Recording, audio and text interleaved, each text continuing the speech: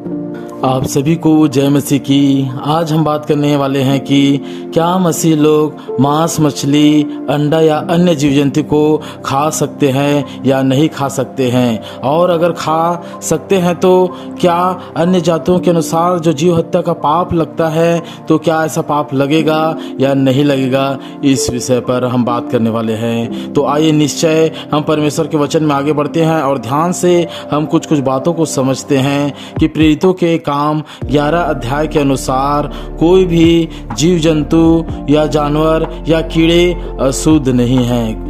कोई भी जीव जंतु या कीड़े अशुद्ध नहीं है, क्योंकि परमेश्वर ने जब पतरस को ऊपर आसमान से जब वो प्रार्थना करने वाला था, उन्हें दर्शनों में दिखाया भांति भांति के जीव जंतु और कीड़े मकोड़े और चारपाई जानवर जितने हैं उन सबों को उसको दिखाया और पतरस को कहा मार और खा करके। मगर पतरस कहता कि हे प्रभु, मैं आज तक कोई अशुद्ध वस्तुओं को नहीं खाया हूँ करके, और मैं इसे नहीं खा सकता करके। और ऐसा 3 बार हुआ तो परमेश्वर ने उसे, जो प्रभु यीशु मसीह है, उसे कहा कि कोई भी जो धरती पर जानवर जीव जंतु हैं वह अशुद्ध नहीं है करके। यह एक दृष्टांत था, क्योंकि अगर ऐसा होता तो परमेश्वर मनुष्यों को और जीव जंतुओं को बनाता है क्यों? अगर अशुद्ध होता, अगर उसमें ऊंच नीच होता तो बनाता है क्यों? प्रभु यीशु मसीह ने पतरस और संपूर्ण मानव जगत के लोगों को दृष्टांत में यह बताना चाहा कि मेरा सुसमाचार अर्थात यीशु मसीह केवल अपने ही जाति यहूदियों के लिए नहीं बल्कि संपूर्ण मानव जाति के लिए आया है करके। क्योंकि उस समय में कई अन्य धर्म में जात पात, छुआछूत, शुद्ध अशुद्ध नियम मनुष्य में चल रहा था। इसलिए प्रभु ने पतरस को बताया कि धरती पर क्या मनुष्य तो मनुष्य वरन जीव जंतु, जानवर एवं कीड़े मकोड़े जो मैंने बनाए हैं अशुद्ध नहीं है करके। क्योंकि मनुष्य आज भी छोटे जाति के लोगों को अशुद्ध और ऊंच नीच के भेदभाव से देखता था। इसलिए जानवरों का दृष्टांत देकर कहा कि मनुष्य तो मनुष्य, जो जीव जंतु कीड़े मकोड़े हैं वो भी अशुद्ध नहीं है जिसे परमेश्वर ने बनाया है करके। अब इसका मतलब यह नहीं है कि हम सब कुछ खा सकते हैं। प्रभु यीशु मसीह जो अपने प्राणों से बढ़कर हमसे प्रेम करता है, उसने हमेशा हमारे भलाई के लिए अपने वचन को दिया।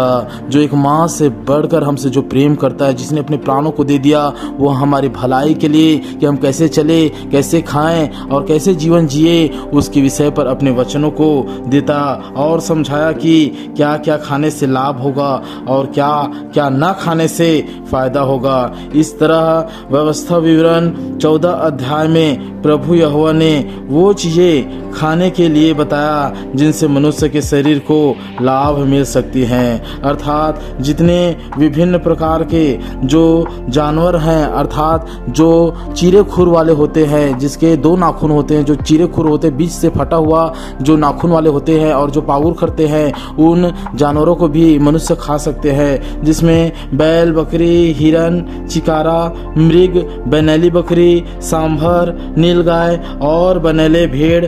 अतः पशुओं में से हम जितने पशु चिरे या फटे खुर वाले और पागु करने वाले होते हैं उनका मांस हम खा सकते हैं। ऐसा परमेश्वर कहता है कि मनुष्य चाहे तो ऐसे जानवरों को खा सकते हैं जो चिरे खुर वाले हैं और जो पागुर करते हैं करके।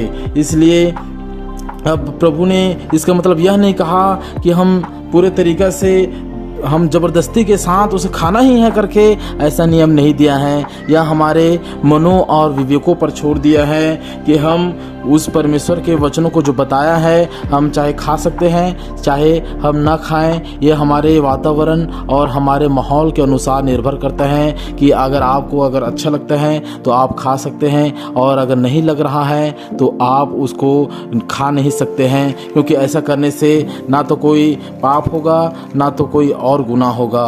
अब बहुत से ऐसे धर्म हैं जो बाइबल से उल्टा हैं। बाइबल में अगर हंसना है तो वहाँ रोना है, और बाइबल में अगर रोना है है तो वहाँ हंसना है, सारी चीज़ें उल्टे कर दिए गए हैं। इसलिए जहाँ पर जीव हत्या को या मांस मछली खाने को पाप है करके सिखाया गया है, जबकि बाइबल के अनुसार हम मनुष्यों में ही आत्मा पाई जाती है। आप सब विश्वासी भाई बहन जितने हैं जो इस चैनल को देखते हैं, आप ध्यान से समझ लीजिएगा कि केवल मनुष्य में आत्मा पाई जाती है। हालेलुया। जो परमेश्वर की आत्मा होती है उसका अंश मनुष्य में पाई जाती हैं, अर्थात हम मनुष्य शरीर, प्राण और आत्मा से बने हैं, जबकि जानवरों, पक्षियों, कीड़ों में शरीर और प्राण हैं, आत्मा नहीं है। केवल शरीर और जीव हैं, आत्मा नहीं है। जीव और आत्मा दोनों अलग अलग होते हैं, जिसे जीव आत्मा एक साथ जोड़ देते हैं। इसलिए जो हमारे अधिकार या पालतू हैं या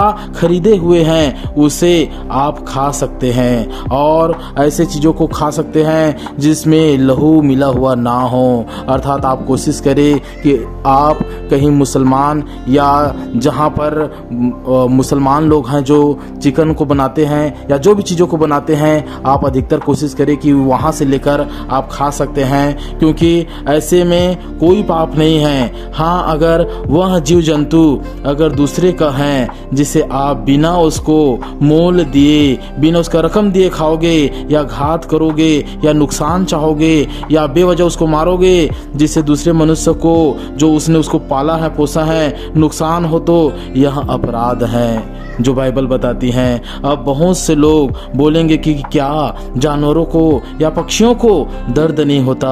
तो मैं बस इतना कहूँगा कि मेरे भाइयों, मेरे बहनों, सबको, सब जीव जंतु को दर्द होता है। यहाँ तक कि जो मच्छर हमारे खून चूसते हैं उसको भी दर्द होता है जब हम एक ही बार में उसका मर्डर कर देते हैं, एक ही बार में उसको मार डालते हैं, उसको भी दर्द होता है। और इसलिए जो आप खाते हैं धन्यवाद और प्रार्थना करके खाएं। जो चीज़ों को आप खाना चाहते हैं आप धन्यवाद करके खाएं, प्रार्थना करके खाएं, क्योंकि जो आपके अधिकार में है उसको आपके लिए परमेश्वर ने बनाया है। मनुष्य सबसे बढ़कर हैं, सब जीव जंतु, पशु पक्षी, मछलियों, सबसे बढ़कर मनुष्य को बनाया गया है, और जिसको नहीं खाना है वह मत खाए। यह कोई बाइबल ज़बरदस्ती किसी के साथ नहीं करता। जिसको नहीं खाना है वो मत खाए, और जिसको खाना है वह खा सकते हैं। इस मामले में आप स्वतंत्र हैं। मैं फिर कहूँगा, इस मामले में आप स्वतंत्र हैं कि आप जो खाना चाहें आप परमेश्वर के वचन के अनुसार खा सकते हैं, और अगर नहीं खाना है तो आप नहीं भी खा सकते हैं, क्योंकि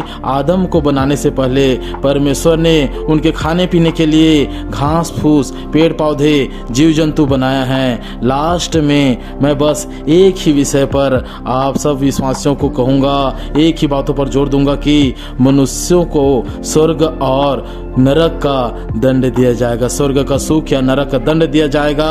न्याय के दिन केवल कटघरे में मनुष्य के कर्मों का लेखा लिया जाएगा। किसी जानवरों या पक्षियों या चींटियों या कीड़ों को उस न्याय के सिंहासन के सामने खड़ा नहीं किया जाएगा। इसलिए जो लेखा जोखा है वो केवल मनुष्यों के लिए है। जानवरों के लिए कोई स्वर्ग और कोई नरक की कोई व्यवस्था नहीं है। उसके केवल प्राण है, जो जीव हैं, जो वातावरण में मिल जाती हैं, लेकिन मनुष्य की आत्मा और प्राण वो न्याय के लिए जाती हैं। इसलिए जो कोई आप इस वचनों को समझे हैं कि वचन के अनुसार जो परमेश्वर ने बताया कि आप प्रार्थना करके उन चीज़ों को जो बाइबल बताती है आप खा सकते हैं, इसमें कोई पाप नहीं है, और इस मामले में आप स्वतंत्र हैं। इसलिए प्रभु आप सबको सलामत रखे। निश्चय और भी वीडियो में जो और पार्ट बनेगा और भी बाकी सारी वीडियो की जानकारियों में आपको बताया जाएगा कि क्या आगे और क्या करना है करके। इसलिए आप सभी को जय मसीह की।